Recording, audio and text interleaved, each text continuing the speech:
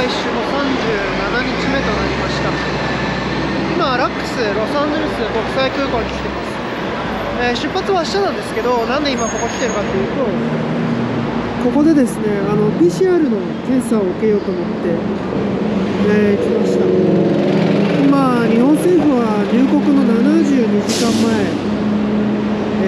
入国のじゃないか、フライトの出発する72時間前までの PCR の陰性証明が取れないと、日本に帰国できないというふうになってます。なのでまずはちょっとここで、PCR を受けたいなと思います。これ途切れないな。ここどうやって渡ればいいの？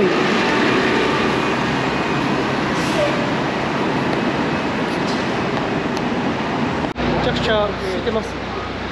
誰もいないんで、一応時間予約して来たんですけど、予約する必要、予約しなきゃダメなんでしょうけど、パッてやって、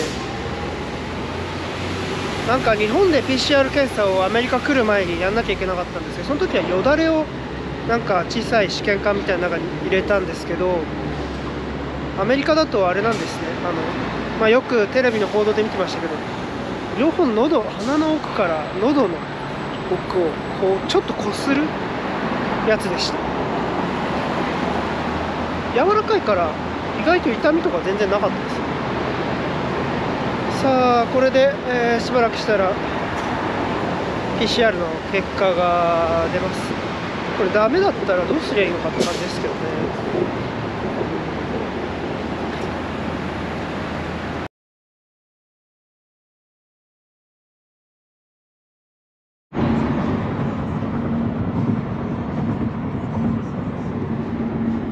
今車でロングビーチの方に向かおうとしています。すごいコンテナの数ですね。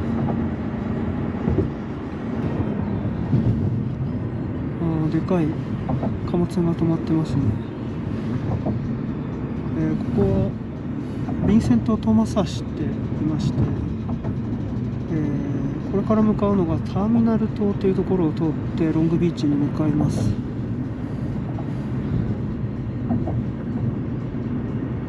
向こう側にいっぱい貨物系の設備が見えますね。港湾設備がすごい見えています。このロサンゼルスとロングビーチの港っていうのはアメリカで一番の、港湾物流量があるそうでして、多くの貨物がここを経由してアメリカ中に渡っていくそうです。本当にでかいな。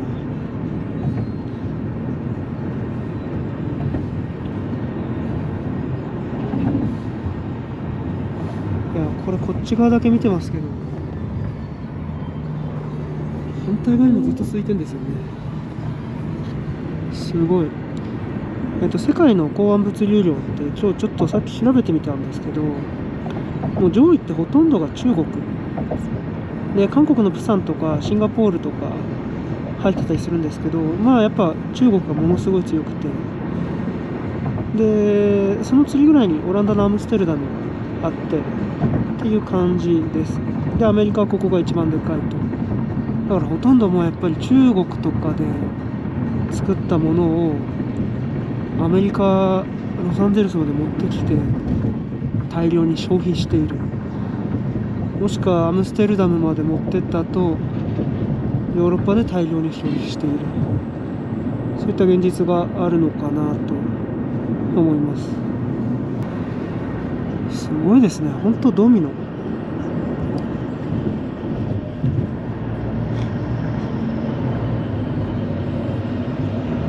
う道路脇までこうやって、K ラインがありますね。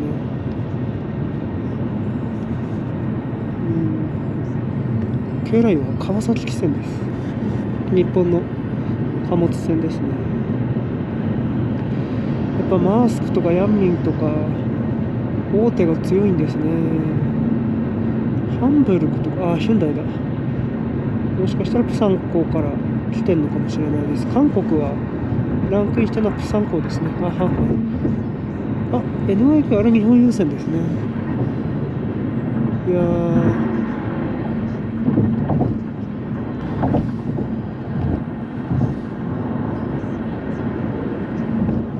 圧巻の物流量ですね。ロングビーチに着きまして、今ね、ソーラインビレッジってとこ行こうとしてます。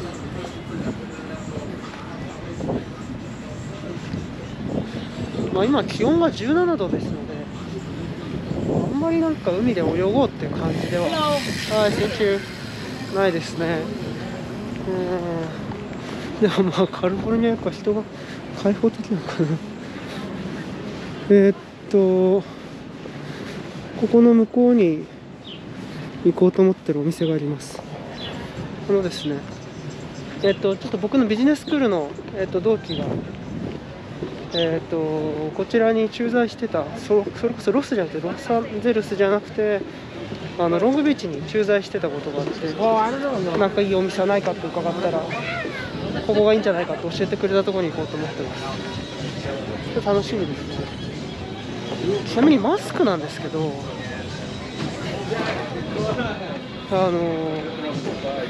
またしてるのはあれなんですね。アメリカ CDC がまた公共交通機関とかタクシー乗るときはマスクをしてくれっていう風に指示を出したから今マスクしてます。僕がロスに着いた37日前、まだその時はマスクをしなきゃいけなかったんですね。公共交通機関やタクシーの中では。ただまあそれが僕がエルパソに出たぐらいから緩和されてきて、もう大丈夫ってなったはずだったんですけど、やっぱりまたマスクをしてくれとアメリカ CDC が指示を出すようになりました。ってことはやっぱりまあ増えてるんでしょうね、感染者数がまた増加傾向にあるのかなと思います。あれか、あそこの、薄い赤い屋根のとこですね。パークライトハウスというレストランです。まあ味がどうこうよりも雰囲気だという話なんですけれども、確かにショアラインだから海岸線の先っぽの方で飯食うのはいいですね。あそこで男一人で飯を食ってどうなるんだろうっていうのはちょっとさておきですけれども、このパークライトハウスに入ってみようと思います。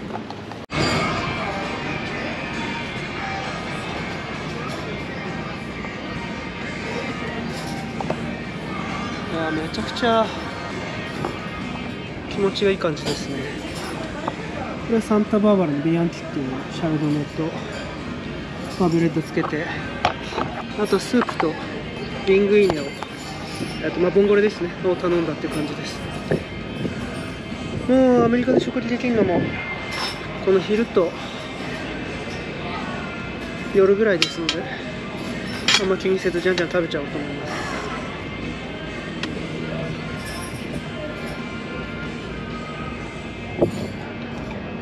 爽やか。よいしょ。アメリカってものすごいバターいっぱい持ってきてくれますよね。みんなこれ食べきるのかな。あとも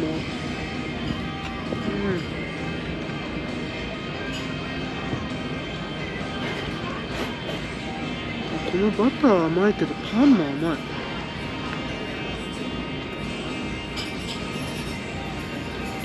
アメリカによくある酸味のあるパンじゃなくて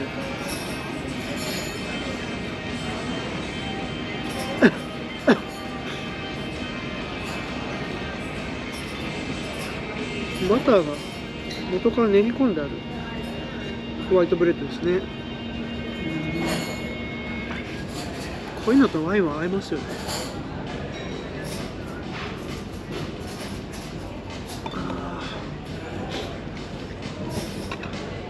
ボンゴレ頼んでさらにパンを食べるって炭水化物だらけですね、考えてみれば。もうちょっと違うものしてた方がいいかな。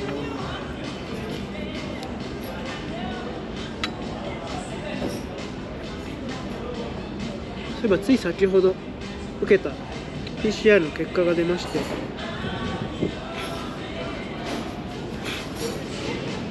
やー、ほんと良かったです。リザルトネガティブ。よかった。I got your seat for you. Thank you. Yep. And then I have the seat for you when you come out in a few minutes, okay? Okay, no problem. Thank you.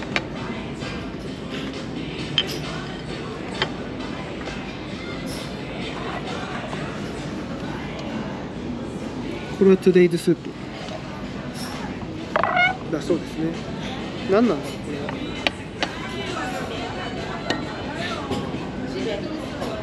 かぼちゃかな。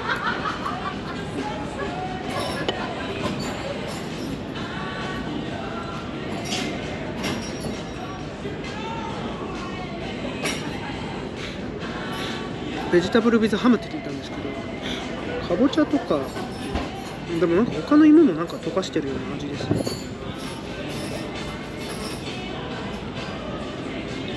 あんまり野菜を取ってこなかったので。Is that tasting pretty good? Very nice. Yeah. 美味しいです。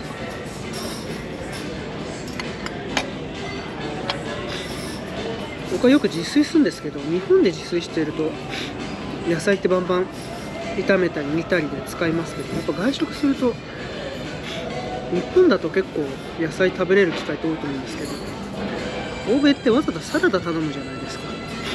でサラダ頼んで20ドルとかしてそれだけするじゃないですか。あんまりね頼む気にならなくなっちゃうんですよね。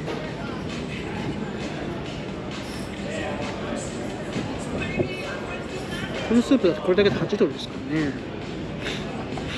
税金やチップ入れたらこれでも1700、800円ぐらいになっちゃうかもしれない。旅行中はそんなこと考えちゃダメですけど、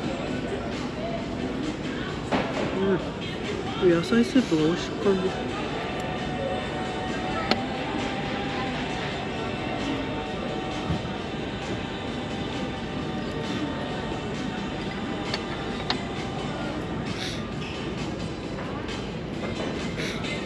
でも確かに海沿いはいいですよ、本当に。シアトル、サンフランシスコとずっと海沿いの街をって思いますけど、やっぱ海沿いの街って住環境がいいですよね。住環境がいいってだけなのかな。なんか人の気持ちが少し開放的というか。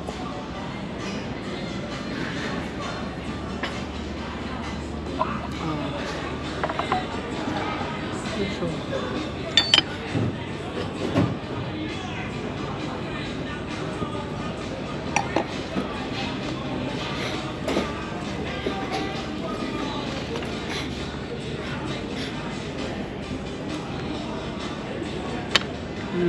美味しい。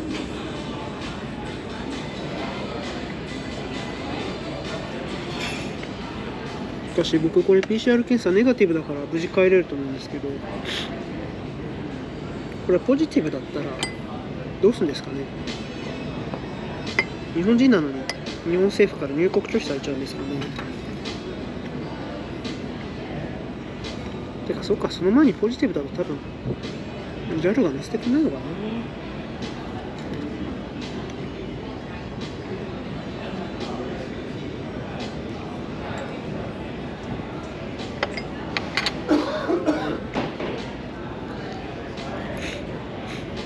でもやっぱロスに帰ってきて思いましたが、や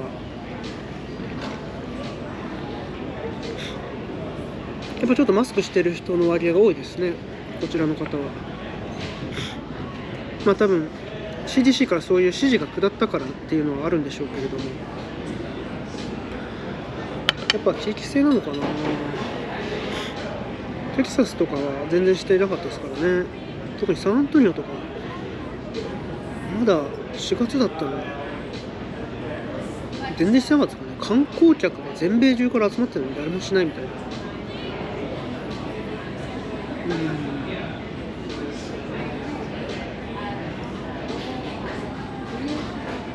のパンはちょっと甘みがありますね。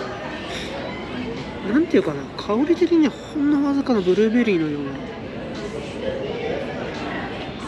小麦食べてブルーベリーなわけないだろうって思うかもしれないですけど、そういうちょっとしたほのかな甘酸っぱさがあるんですね。なんかこれもちょっと冬瓜みたいな味がするんですけど、そういうの入ってるのかな。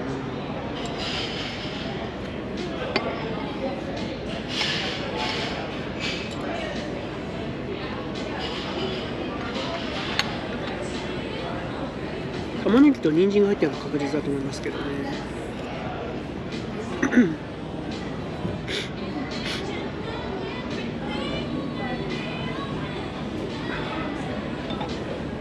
今日はもうあんまやることもないので、この後うまそうだな。チキン、クリスピーチキンか。ロングビーチをだらっと歩いて、メアリ号っていう面白い船があるので、歴史のある船があるので、それ乗ってみたいと思ってます。乗るって言ってもクルーズするんじゃなくて、ホテル兼、レストラン兼観光船みたいになってますね。今は COVID のせいでまあ船のホテルはやってないんですけどね。やっぱこのパターだな、美味しいんですよ。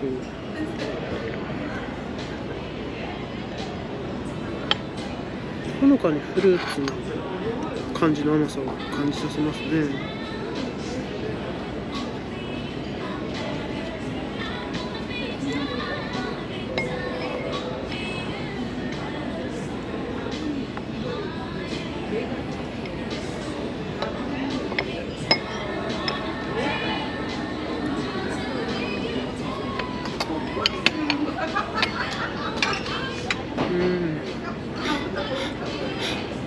うまそうなタコス。アメリカってのは本当料理がうまくてたまらないですよね。高いけど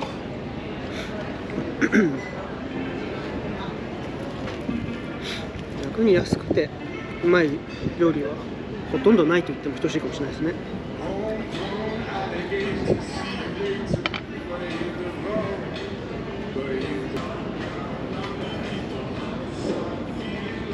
これバターが美味しいんだな。でもさすがに全部は使い切らないですよね。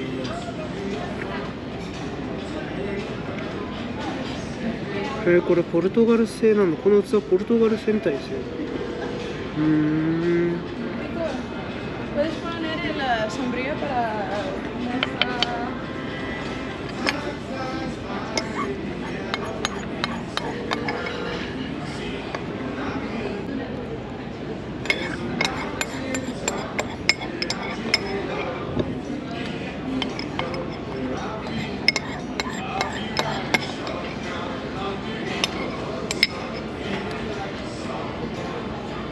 こっちはバングラデシュでした。関係ない。美味しかった。めっちゃ胡椒を振りかけてくれたんですけど、潮風で僕のこのニットにブラックペッパーがかかってますボンゴレなんですけど、リングイネの、いや素晴らしいですね。現地の海産こんなにいっぱい。全然アサリだけじゃないですね。いやうまそう。結構こっちはホタテが高いんだなと思いました。ホタテ系の料理がすごい高くてですね、そういうもんなんですかね。いただきます。バターとガーリックすごい効いてますね。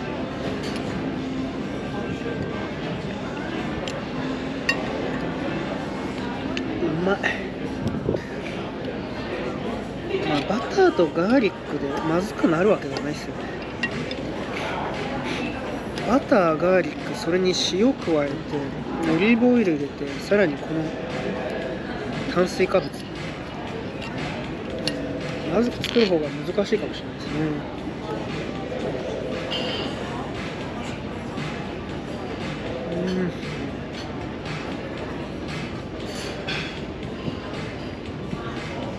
最高に美味しい。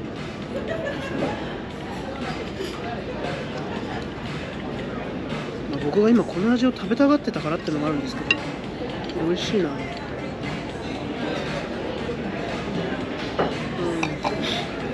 あとは気持ちですよね。お外で昼からワイン飲みながらゆっくりローカルシーフードの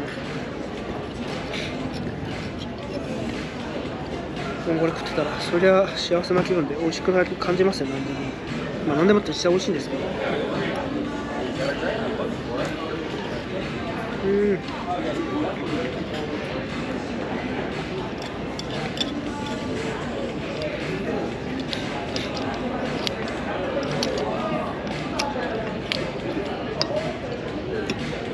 や、うまい。ホタテはすごい柔らかいですね。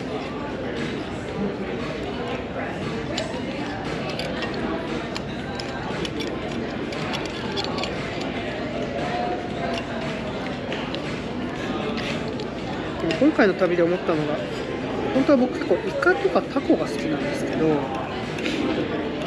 あんまりなんかメニューにないんですよね。やっぱタコは嫌われてんのかな、欧米だとっていう気持ちもありましたし、でもね、そこまでじゃないと思うんですよね。でもメニューにあんまなかったんで、結局食べられずじまいでした。絶対こっちのタコやイカも美味しいと思うんですけどね。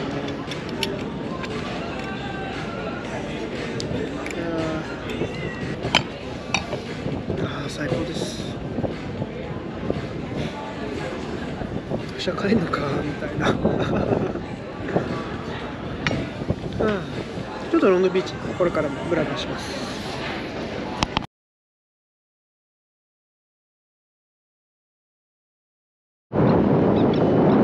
ランチを食べて今クイーンメアリー号まで向かってだらだら歩いてるところです。さっきのレストランから歩くと2、30分かかっちゃいますね、これね。まあでも気持ちがいいんでだらだら歩いてます。これがクイーンメリー号です。近くまで来ると意外と煙突とか剥げてて古さを感じますね。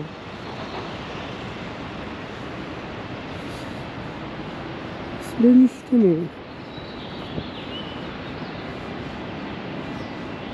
やってないのかな。あ、でも開いてるか。お客さんが全然おりません。まあ、平日だからかな、わかりませんがどうやらホテルと一緒にですね、今コロナの影響もあって閉めてるそうです。いやー、やっぱ Google だけを頼っちゃダメですね。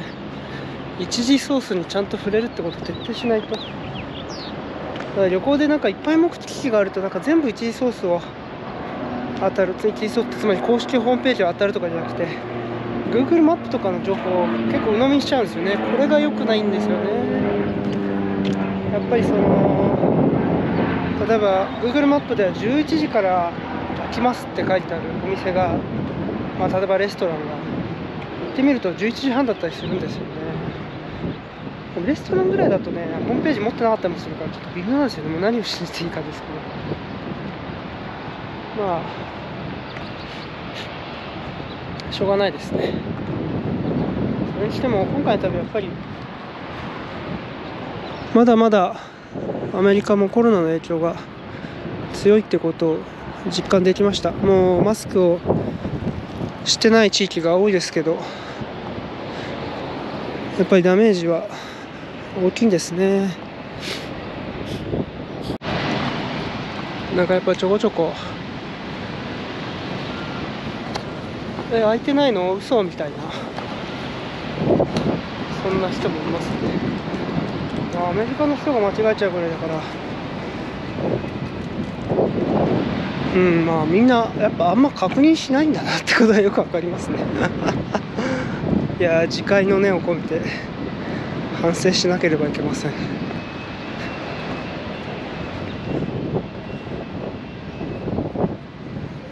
ちょっとこの右の方にロングビーチがあるはずなので、そこまでリフトかなんか使って行ってみようかなと思います。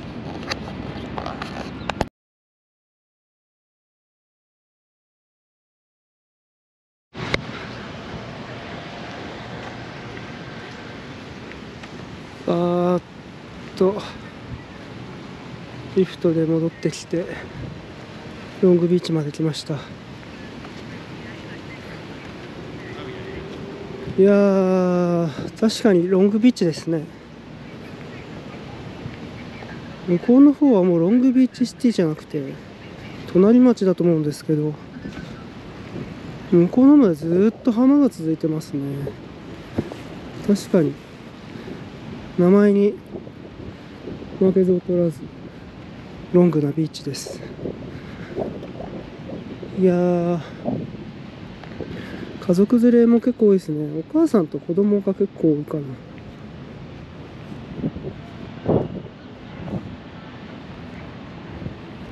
そしてマンション的な、別荘的なコンドミニアムが気持ちよさそうです。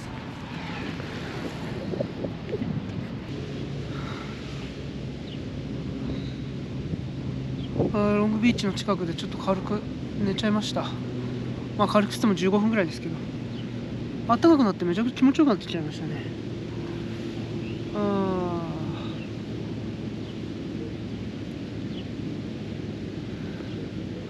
もう特にロスも観光しようと思えばいっぱい観光できるんですけど、ミュージアムももうこの1ヶ月行きまくりましたしね。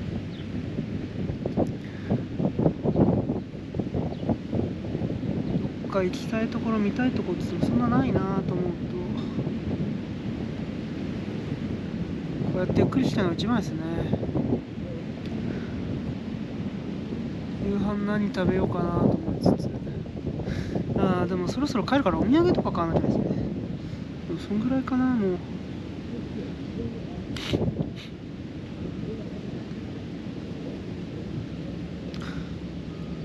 そっちから蜂がいるんですよね、ここ。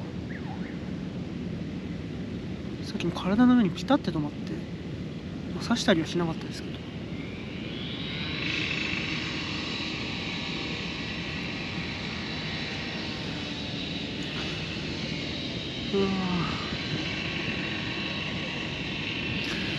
PCR もネガティブで何の問題もなく日本に帰れそうです。ただなんか最終日だからか分かんないけど、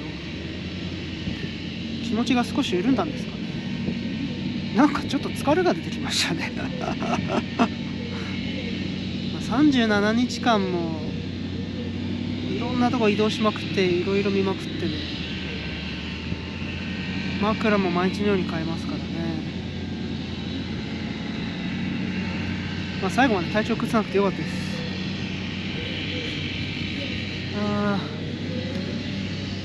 夜までどっかにいようかなと思ったけど、